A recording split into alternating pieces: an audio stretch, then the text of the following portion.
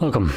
In front of me is an iPhone 13 Pro Max, and today I will show you how to insert SIM card into this phone. So for this you will need a SIM opener, like this thing comes provided with the device, but you can also use a paper clip, straighten out one on the ends, and it will work basically as well as this. So anyway, once you have one or the other one, you want to pop out the tray, which is basically located on the left side in the middle of the phone, right over here.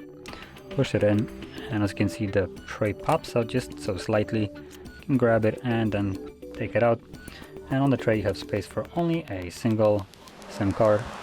You want to place it accurately on there, make sure that it's laying flush on the tray as you can see, and from there simply insert it back into the device, which should give us automatically a pop-up for a pin because my card does have a pin. There we go, SIM is locked, so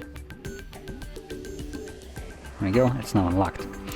So that is how you insert SIM card into this device, and if you found this very helpful, don't forget to hit like, subscribe, and thanks for watching.